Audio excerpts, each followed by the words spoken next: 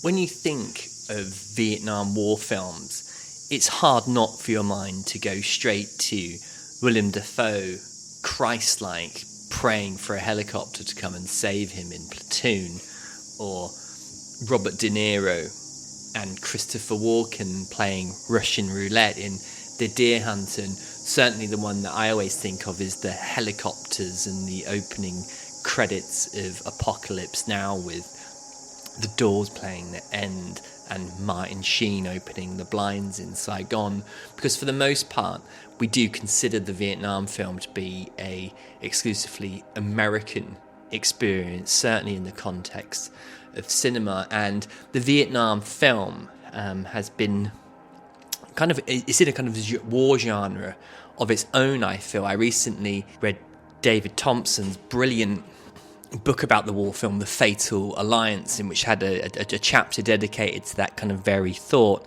But the film I want to talk to today is a Vietnam film from a slightly different perspective, and that of the French perspective, and obviously the kind of the prelude to the American involvement in the Vietnam War.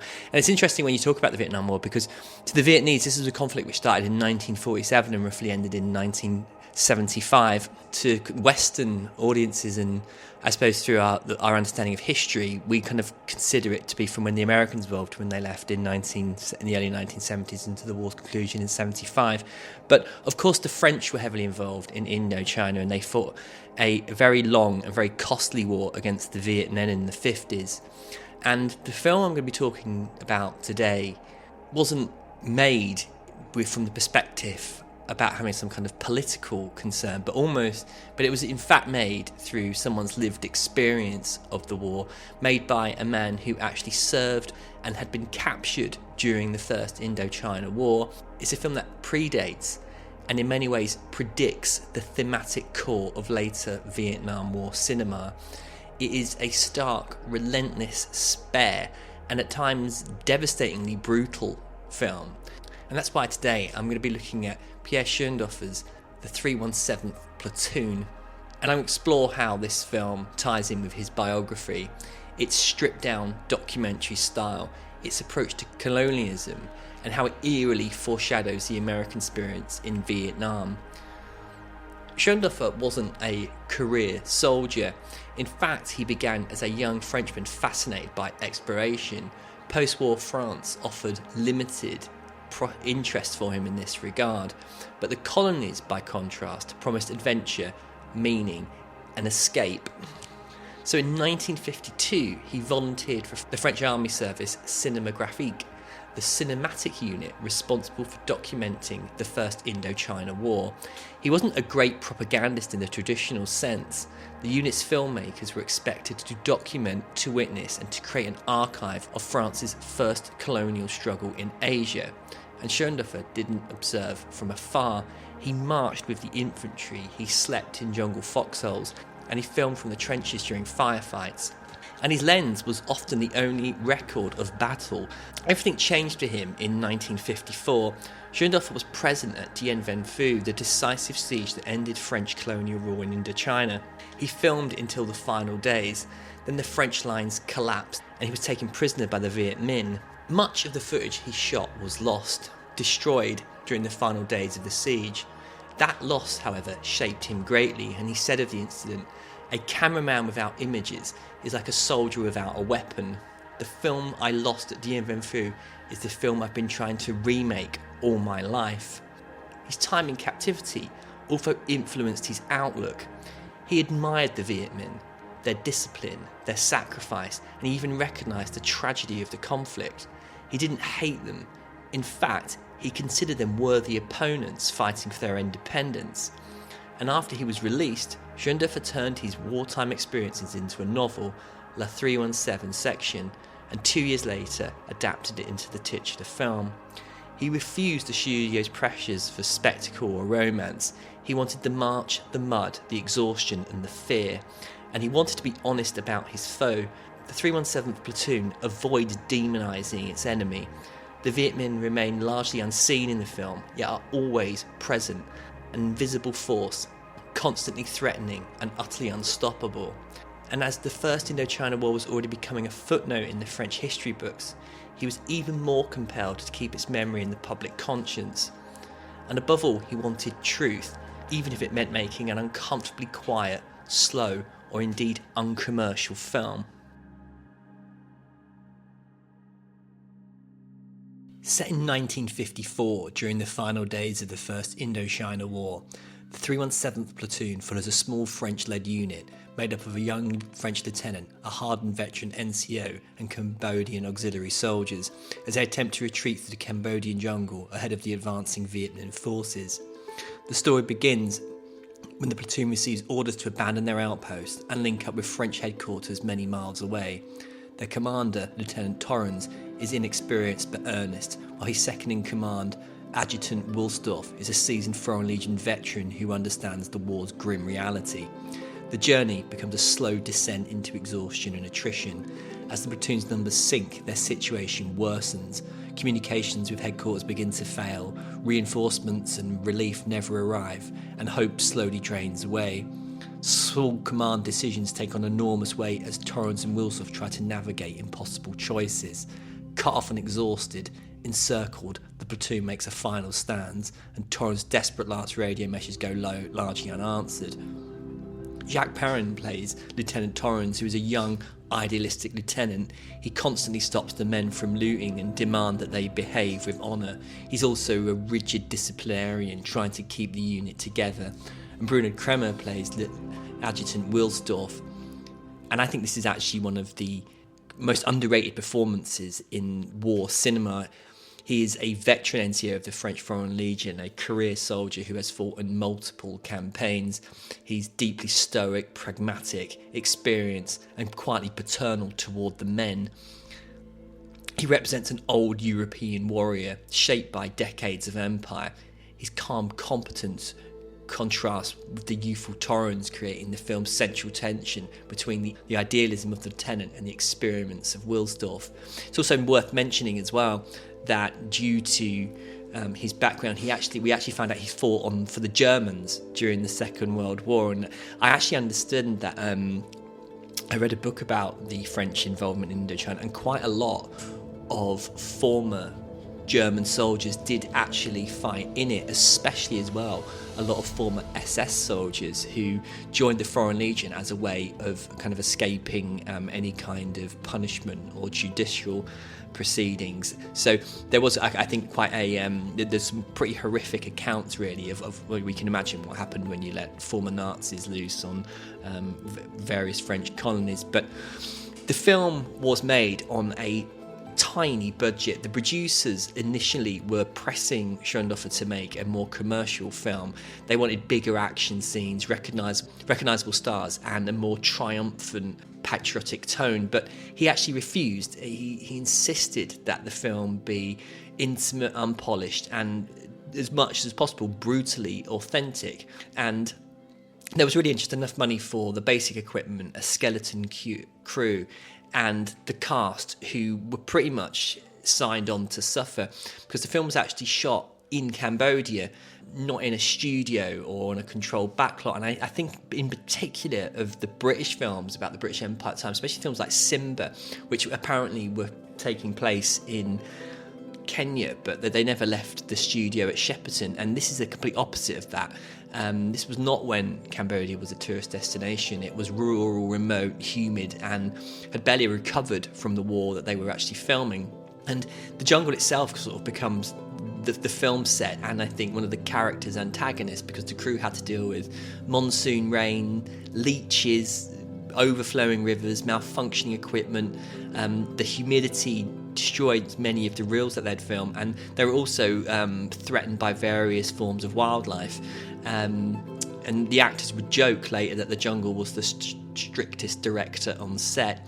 And one of the other things that Schoendoerffer did was he decided to shoot the film in chronological order, and so this meant that as the characters grew tired, so did the actors, and as the uniforms tore and kind of rotted off them, this was actual real wear, and he wanted the kind of the psychological breakdown to be mirrored in the shoot itself. And I think when you watch the film, you can definitely get this sense. There's an authenticity to the scene, because frankly what they were doing is impossible to fake. You cannot not act hot and flustered and exhausted when that's exactly the condition that you are in. And the actors they actually carried military packs stuffed with real gear. There was no kind of empty canteens, a lot of props. They marched through this terrain as the platoon would have marched. They sweated the same sweat and they endured the same exhaustion. And Schoendoerffer wasn't pushing for realism as a gimmick here. He genuinely believed that what they were doing was the truth that they could find to honour those who had died. It was also photographed by Raoul Coulthard, who was a war photographer turned cinematographer. He would later find fame working with Godard and Truffaut, but before that he was a war photographer in Indochina, and Schoendoerffer and he shared a bond. They were brothers in arms almost. Both had seen the war, both had photographed the war, and now they were recreating it. And their unique background, I think, is one of those really great director-cinematographer pairings that I think achieve so much of what the film sets out to do.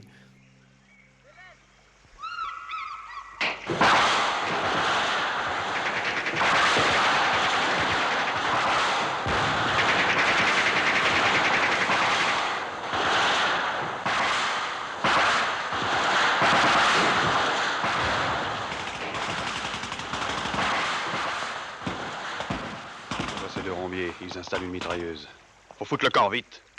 Celle-là, je me la paye. Lance patate! Ici, chef. Dans cette clairière, au milieu, il y a une petite butte. Vu? Rose 26. Tiens, il tire. Arme! Feu! The 317th Platoon is shot in stark, contrast-heavy black and white. Schoendoerffer and Coulthard could have decided to film in colour. Obviously, it was available by 1965, but he insisted that it be monochrome, and it wasn't because he wanted nostalgia, it wasn't for artifice, it was because he wanted a sense of accuracy, because he felt that black and white represented the photographs of that period and the newsreels that people would have seen, and the imagery soldiers were actually seen in military reports. He felt it was the way in which the conflict existed in people's collective memories. And the camera work is often handheld. You follow the platoon like a journalist embedded in a march. There's even one scene I noticed where the soldiers are all sat down, and as they rise, the camera kind of rises up with them as if there's a kind of news person there. And it gives the film a kind of a shaky cam, but a sense that you're being kind of present in the film as well as watching it. And it feels, I think, quite intimate as well, the way in which he doesn't tend to cut as much as you would think. He sometimes just physically moves the camera closer to someone who's talking. And if you can kind of compare it to, in contrast with kind of the modern war film, which often creates fast cutting to create a sense of urgency, Schoendoerffer actually does the complete opposite. He uses long takes, slow pans, shots where almost nothing seems to be happening, and lingering moments of waiting, walking and watching.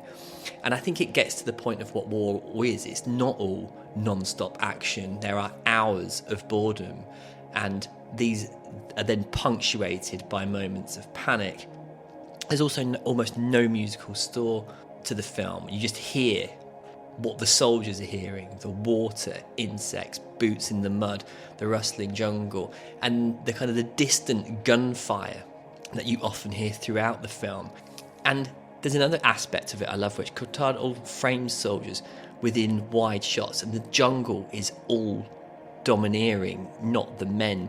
It shows how vulnerable, how insignificant they are, how isolated they are in this environment. They don't have any control over it whatsoever. They are at its mercy. And another thing that it does is that I don't think it mythologizes the soldiers who it conveys.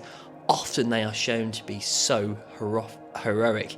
Here, I think the style of the film almost does the opposite.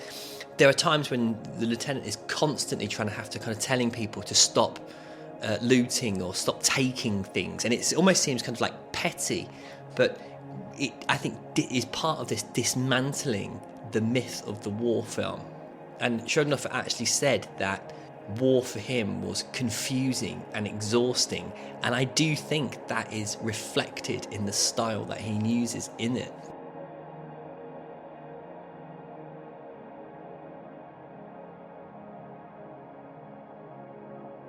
One of the most striking images that begins in the film is the French flag, the tricolour, being taken down at the remote base that the platoon are based in.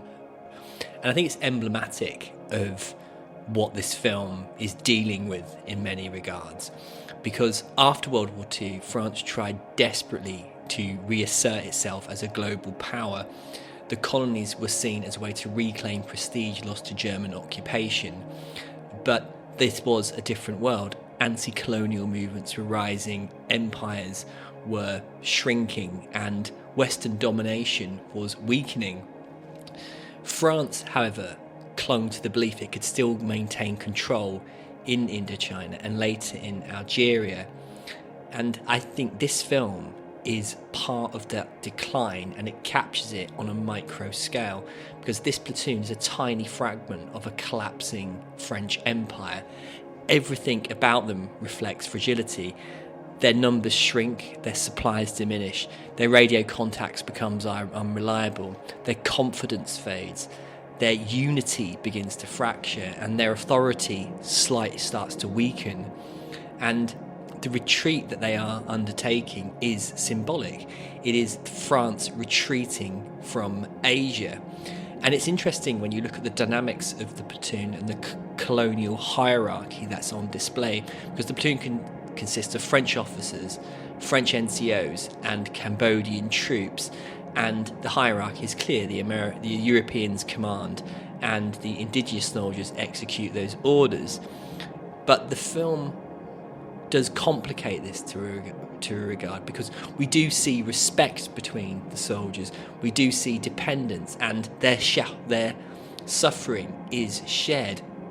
But you also see unequal burdens and a kind of sense of paternalism and a delusion of French superiority, and cracks that begin to form in the colonial system. The Cambodian soldiers are loyal, disciplined and brave, but the film subtly suggests that their loyalty is rooted in obligation, not ideology. They are fighting a war for a country that is not theirs, a war whose goals they don't seem to actually believe in, against an enemy fighting for that country's independence. And this dynamic exposes a kind of moral bankruptcy of the colonial mission and ideal. And there's also something quite outdated about this. The military doctrine, the racial hierarchy, and the dreams of empire. They're fighting a war that history has already decided. They just don't seem to know this or have any concept that there is something bigger than themselves happening. And I think it's quite interesting because Schoendoerffer never demonises the French. He does love his country. He has stated this many, many times, but he also understood the tragedy of its colonial ambitions. France simply was not the country that it was, much like Britain was as well. And there's so many films that deal with that subject. And these soldiers are being sent to die, upholding a rather kind of doomed notion of nationhood. So in that sense, I think the 317th Platoon is an elegy. It's not a condemnation as such.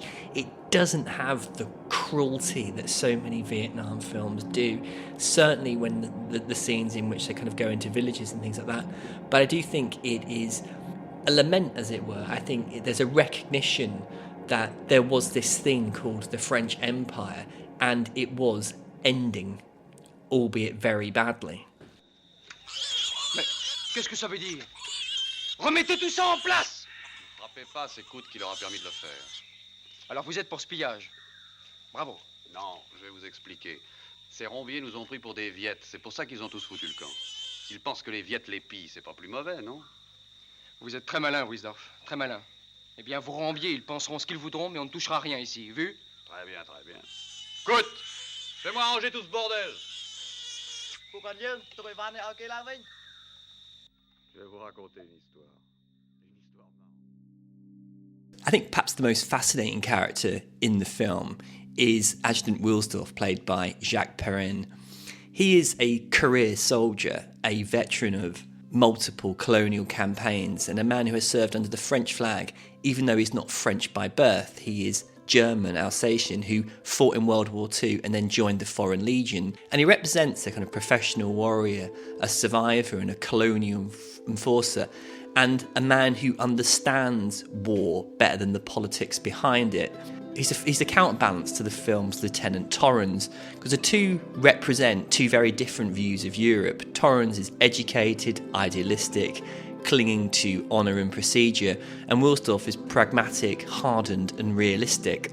Willsdorf knows that the war is lost, that France is retreating, and that the orders they are receiving from above are often completely meaningless. Survival depends on their own ingenuity and flexibility, not the doctrine enforced by the higher-ups. He's learnt this through his experiences of World War II, Indochina, Africa, and we learn at the end of the film as well that he goes to Algeria. He is a man whose entire adult life has been spent fighting for a country increasingly unsure of its own mission in the world.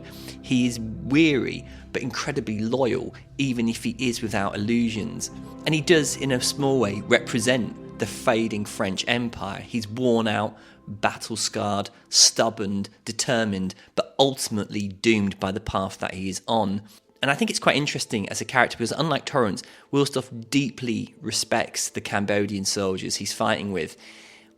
He fights with them, not above them, and his bond with them is personal. And it's, I think, born of the hardship that they've all been through.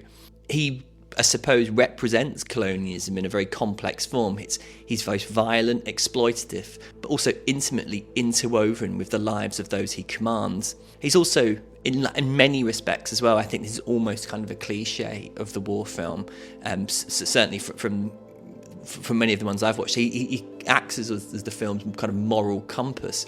The person who's really in charge because he's able to understand the reality of the situation. They're not fighting for a victory, they're fighting for their own survival. And this is in part due to the fact that the Vietnam are fighting for a cause that's way deeper than anything that they have. And he knows that France's time in Indochina is over. It's just simply a case of getting out of the country and getting on to the next war that he'll have to go and fight in. And he does not question. I think it's important to emphasise the fact he doesn't rebel. He's not shouting at anyone. He's not yelling about the ineptitude of the higher-ups. He doesn't openly question the orders that he's given. He simply does what must be done, and it kind of makes him a semi-tragic figure because he's a warrior with no war that's actually worth fighting for. I think kind of quite anecdotally as well, when I went to Cuba many years ago, I spoke with a Cuban man who had fought in many of their African wars. And although he kind of wore his war ribbons and medals with pride, he was very evasive and sketchy when it came to what he was actually over there doing.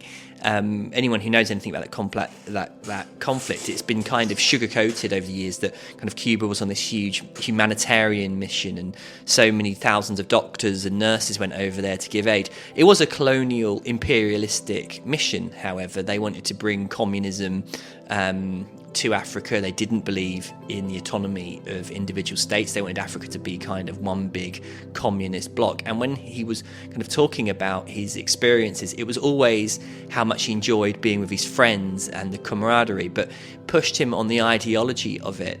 And he just simply wouldn't talk about it in a way which I thought was honest. You got a few kind of robotic answers. And I think Willsdorf is very much that kind of a person. You could probably ask him what he was doing in those conflicts and he would tell you that it was about being with the guys fighting the hard fight. But if you were to ask him what he was actually doing there in kind of service for his country, I doubt he'd be able to give you a kind of full and coherent answer.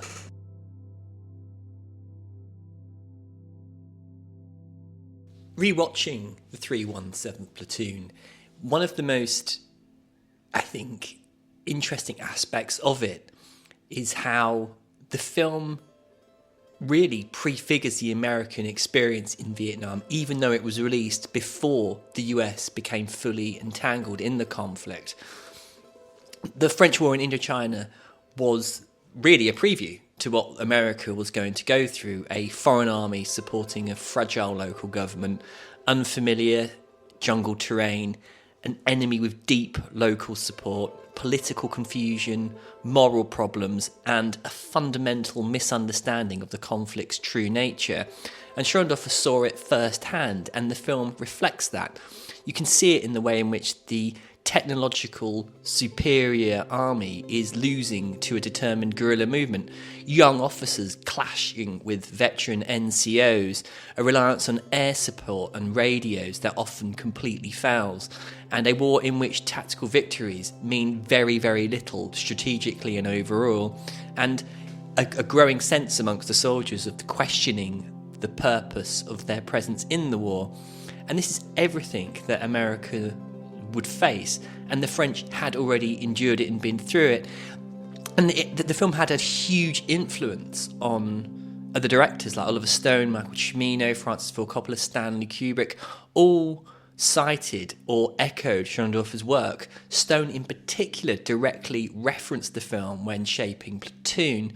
And the film feels pathetic because Schoendoerffer doesn't portray the war through ideology, he portrayed it through experience, and experience told him colonial wars cannot be won by foreign armies. National liberation movements draw strength from identity and not numbers, and technology cannot substitute for legitimacy, and empires will inevitably in these situations overextend themselves.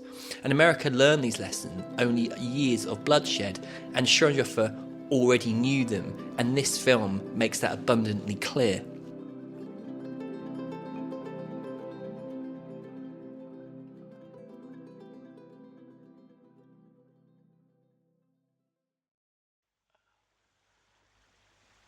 C'est dégueulasse. Qu'est-ce que ça veut dire, dégueulasse? C'est la guerre. Ils savent la faire, les fumiers. Chapeau. Tu crois que tu pourras te cramponner à mon cou? Parce qu'ils vont venir admirer leur boulot.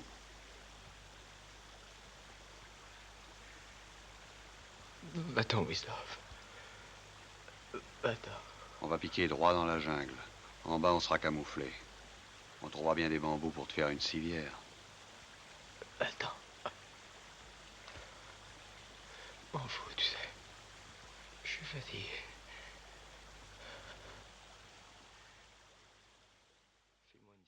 The final scenes of 317 Platoon really encapsulate everything I feel that this film is about.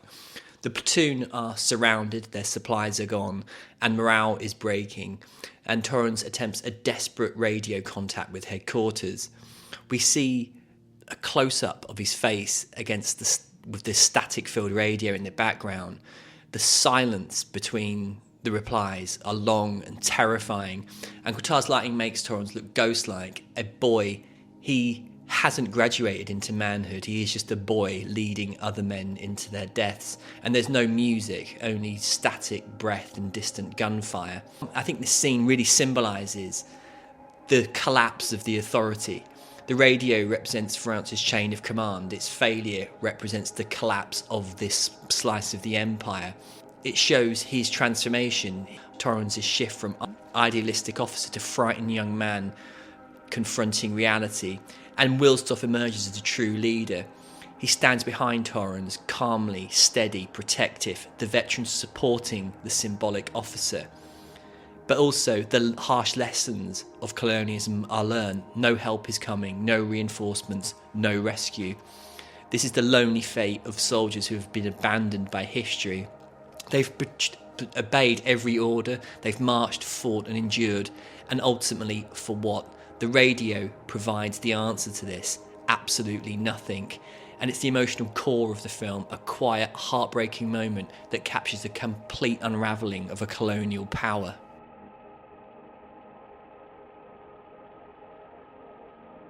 The film's impact has been enormous, despite its small budget and moderate release. It's a blueprint for modern war cinema. It's directly influenced Platoon, Full Metal Jacket, Apocalypse Now, The Thin Red Line, Hamburger Hill. And it's a very honest portrayal of colonial warfare. Unlike patriotic or propaganda films, it portrays colonial collapse from the inside, empathetically and soberly. And it's a personal testament from Schoendoerffer. He knew the soldiers he was trying to depict. He recognised the comrades he had lost, and he knew that this was a war that France was desperately trying to forget. And it's a film also that I think is really important because it has no villains. There's just young officers, NCOs, indigenous troops, and an enemy fighting for independence. There's a moral complexity. We don't really. You're left to draw your own conclusions as to who is right and who is wrong. But ultimately, it's these young men who are going to be made to suffer. And I think one of the films endures, and certainly by the lights of the film historian Anthony Beevor said it was the greatest war film ever made. And you can get into that debate as much as you want, but I think the reason for its continuing appeal and the reason why it endures is because it feels so truthful. You don't feel like you're being lectured, you just feel like you're experiencing something with a group of men who have been caught in a moment in history. So in conclusion, the 317 Platoon isn't just a war film, it's a meditation on colonialism, loss, loyalty, exhaustion, and quiet deaths that really very rarely make it into the history books. It was a film made by a man who carried the ghost of Indochina with him for decades, a film about a platoon that never stood a chance, and a film that foretold the American tragedy in Vietnam. It honours the soldiers, both French and Cambodian, who marched into a war that was already lost many years before. And it's a film about men like Willsdorf, soldiers without a country, warriors without victory, servants of an empire in its final days. And if you haven't seen the film, seek it out.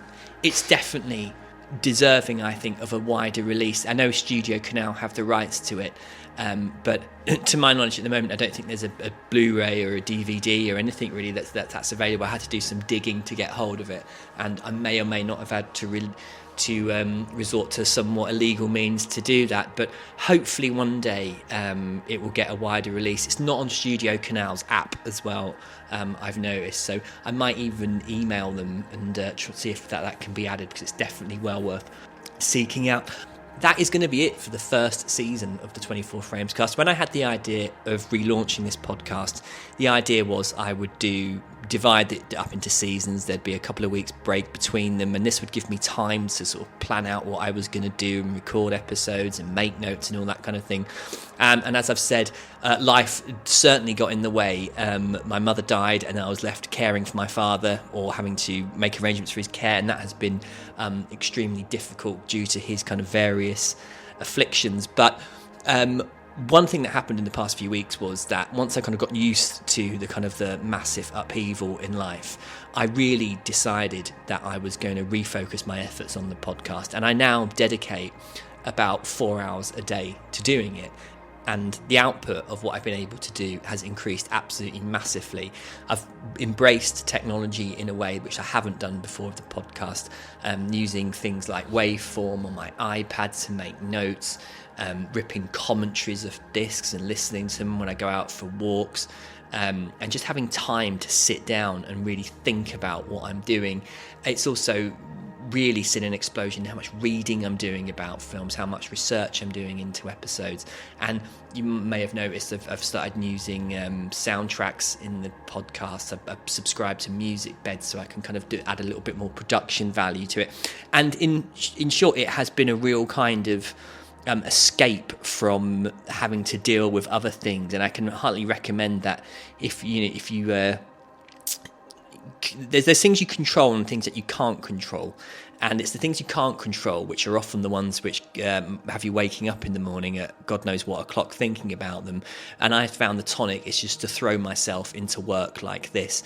It's certainly, when a lot of people who do podcasts, I always sort of think that the person you're ultimately doing it for yourself is you, and I think that's certainly the mentality I'm taking. This is, I hope you enjoy it, but certainly the person who's enjoying it most is me in the process of doing it. So there won't be a 2-week gap between episodes because I have already got a few written for the next season. So season 2 will begin on Sunday, the 7th of December. Many thanks for listening. If you want to get in contact, email me at 24framescast@gmail.com. I have decided to stay on X. I was going to dump it, but annoyingly, I can sort of see that it might have some benefits if you do just ignore all the other crap on it. So if you want to follow me on Twitter, it's Thomas24FC, and if you want to help the show, you can do so by leaving me a review wherever you listen to podcasts from. So many thanks for listening, and I'll be in contact soon. Bye.